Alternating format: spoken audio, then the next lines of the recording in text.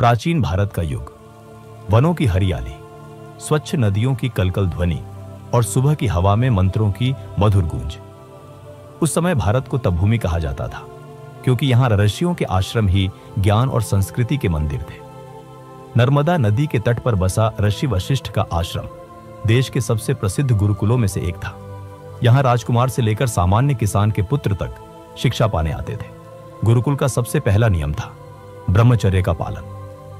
और ऋषि वशिष्ठ कहते, ब्रह्मचर्य वह कवच है जो साधक को बाहरी और भीतरी शत्रुओं से बचाता है।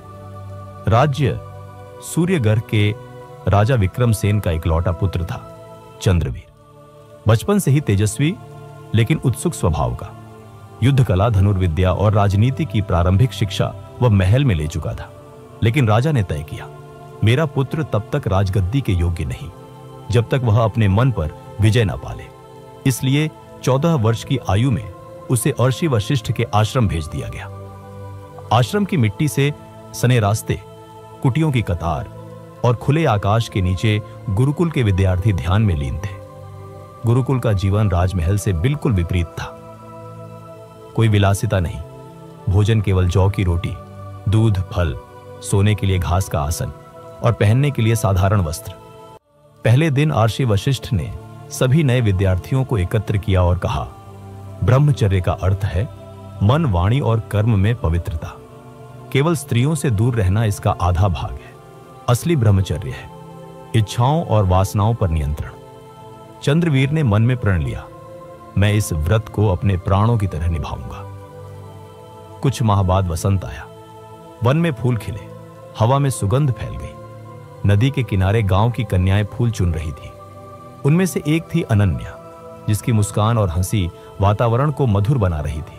चंद्रवीर का मन एक क्षण को विचलित हुआ, पर अगले ही पल गुरुदेव के शब्द याद आए।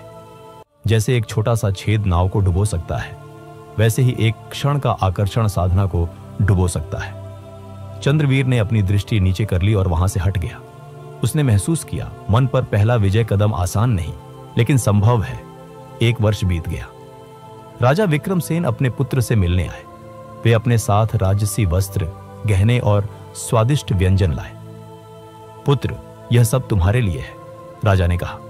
चंद्रवीर ने मुस्कुराकर उत्तर दिया, पिताश्री, जब तक मेरा ब्रह्मचर्य व्रत है, मैं सादगी ही पहनूंगा और साधारण आहार ही लूंगा। राजसी सुख मेरी तप शक्ति को कम कर देंगे। राजा की आंखों में गर्व छलक आया। एक दिन आश्रम का शिष्य अनय शरारत में चंद्रवीर की आसन चटाई नदी में बहा लाया। चंद्रवीर का चेहरा क्रोध से लाल हो गया, लेकिन वह रुक गया।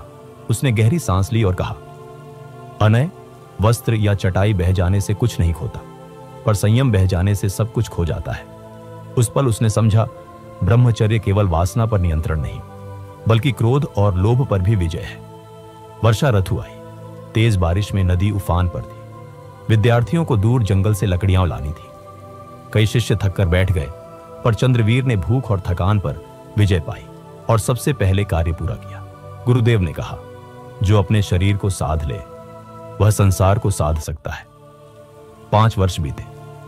चंद्रवीर का चेहरा तेजस्वी हो चुका था, आंखों में चमक थी। वह किसी भी श्लोक को एक बार सुनकर याद कर लेता। युद्ध कला में उसका ध्यान अटल था और ध्यान में उसका मन घंटों स्थिर रहता। ऋषि वशिष्ठ ने कहा, चंद्रवीर, ब्रह्मचर्य का ओज तुम्हें न केवल बल बल्कि अद्वितीय धैर्य देता है। एक दिन समाचार आया, पड़ोसी राज्य के राजा ने विक्रमसेन के राज्य पर आक्रमण कर दिया।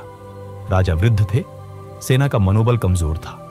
गुरुदेव ने चंद्रवीर को आदेश दिया, पुत्र, अब समय है कि तुम अपनी तपशक्ति को कर्म में बदलो। चंद्रवीर सेना के साथ युद्ध में उतरा। उसने अद्भुत साहस दिखाया, धनुष से दुश्मनों की पंक्ति तोड़ी, युद्ध भूमि में सैनिकों का उत्साह बढ़ाया और अंत में शत्रु राजा को जीवित पकड़ लिया। लोगों ने पूछा, तुमने उसे मारा क्यों नहीं? चंद्रवीर ने उत्तर दिया, जिसने अपनी इंद्रियों पर विजय पाली, वह अपने शत्रु को भी करुणा से जीत सकता है। यही ब्रह्मचर्य की असली शक्ति है। शत्रु राजा ने लज्जित होकर संधि की ओर जीवन भर मित्रता निभाने का वचन दिया। चंद्रवीर ने राजगद्दी संभाली, लेकिन कभी अपने आश्रम जीवन को नहीं भूला। उसने राज्य में शिक्षा, संयम और धर्म का प्रचार किया। लोग कहते, जिस राजा के पास ब्रह्मचर्य का बल हो, उसे कोई पराजित नहीं कर सकता। आखिरकार चंद्रवीर ने ब्रह्मचर्य की शक्ति को अपने जीवन में उतारते हुए यह सिद्ध कर दिया कि आत्मनियंत्रण और संयम न केवल हमारी मानसिक शक्ति को बढ़ाता है, बल्कि हमें जीवन की हर चुनौती को पार करने की ताकत भी देता है। अगर आपको यह कहानी प्रेरणादायक लगी हो तो वीडियो को लाइक करें, शेयर करें और हमारे चैनल को सब्सक्राइब करना न भूलें। आइए हम सब मिलकर इस आत्मबल की शक्ति को अपनी जिंदगी में उतारें और दुनिया को दिखा दें कि असली ताकत क्या होती है। धन्यवाद।